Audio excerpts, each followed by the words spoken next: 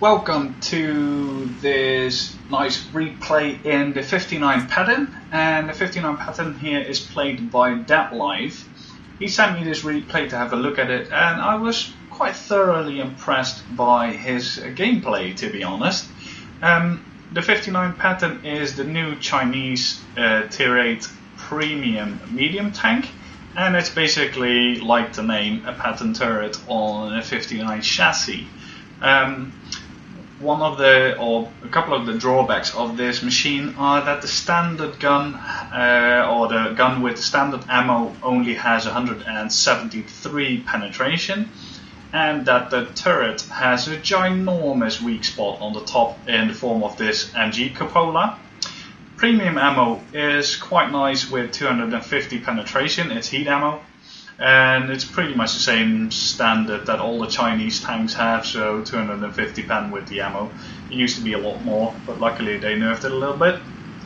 But also, to my surprise, DEADLIFE hardly, or actually doesn't use any premium ammo this whole match, which makes it even more impressive if you see the score of medals he manages to acquire at the end of this match.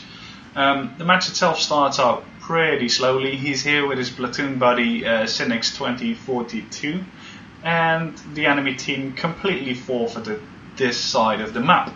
And that is a quite unfortunate and common mistake I see in teams as well, because usually if you don't man this flank you lose the match, because you quickly get flanked and completely owned. Which the team in this match will notice as well. So, since there's nothing pretty much on this flank and he can't shoot the super Pershing, he is actually moving up and trying to see if he can put some more effective fire down. The enemy lower does the smart thing and actually retreats, because he can't hold off this amount of tanks on his own. And DEADLIFE manages to put quite a couple of nice shots into the guy, tracking him, so the lure uses repair kit there. And DEADLIFE tries a couple of more shots, but the lure is angled quite nicely for himself. And then the arty gets spotted, and this is a very good target prioritization from DEADLIFE, killing the arty first, because he's more dangerous than most of the orange enemies. So Yak Panther fires and misses, and DEADLIFE moves up. So his team is not doing too well at the moment. They're behind one tank, and now he's got the back of this super Pershing. So keeps an eye out for the other enemies, but also puts fire onto the super Pershing. And then he sees this SP-1C and does the absolutely right thing, which is to kill the SP-1C, because the SP-1C, as you've seen in a couple of my replays as well, is thoroughly underestimated by most players. But it can do 700 to 800 damage in a clip if you don't keep an eye on it, and it actually has better penetration than this Tier 8 medium tank. So good target prioritization of him to kill that SP-1C. So now he's leaving the super Pershing to his team and trying to see if he can do something in the enemy base, because there's a Yak Panther there and a couple of other heavy tanks which need to be taken care of. So this ELC is over here, puts a nice shot into him, but it seems the ELC is AFK. So loads HE and kills him in a nice shot. And then the enemy OI is visible, as well as the Yak Panther. OI is behind the ridge and the Yak Panther isn't, so DEADLIFE prioritizes the Yak Panther, who dings off the side of this tank and kills him. So that's 5 kills versus no HP lost at all, which is really good and strong play. But now tanks are dying in rapid succession. He spots this T-71 over here, so moves in, spots him and rams him to death. And then tries to hit this TD, but gets hit by premium ammo from the Ruby, and tries for a second shot, and then gets hit by premium ammo from this T-32, which can be expected with Wargaming's premium ammo policy. You've got the orange bots constantly spamming it for no reason, because they don't need to spam premium ammo at him, but they do regardless, and it sort of breaks the game, which is a little bit annoying. But enough on that subject.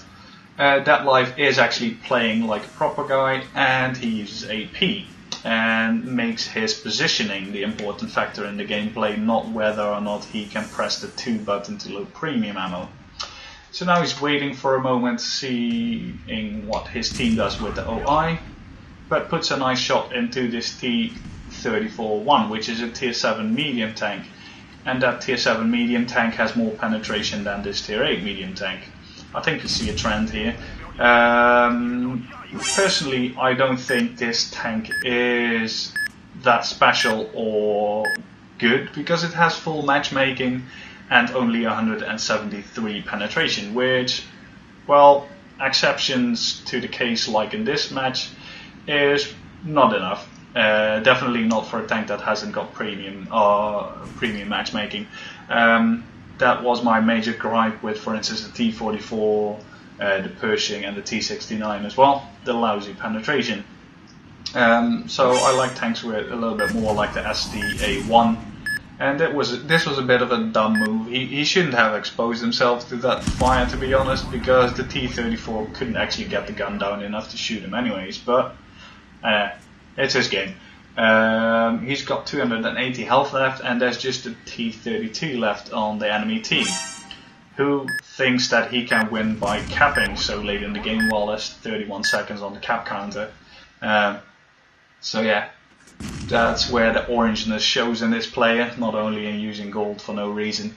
But he moves into the cap, and yeah, Super Pushing is a little bit upset, obviously, because this team was a little bit dumb, all going to the south flank. You can normally pretty much abandon that flank in most cases, because it's pretty useless.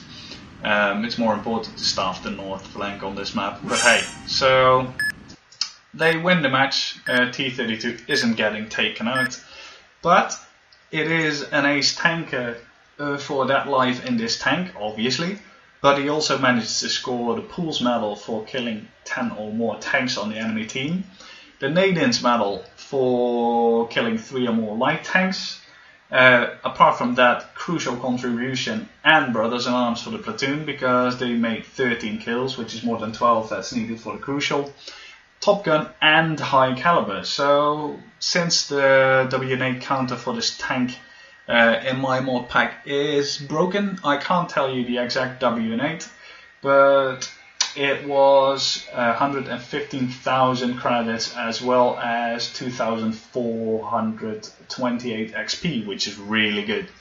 So, as I said, I was thoroughly impressed by the positioning and the play of DEADLIFE, and I hope you were as well. So, if you enjoyed the replay, feel free to rate it and possibly subscribe to the channel, and see you next time.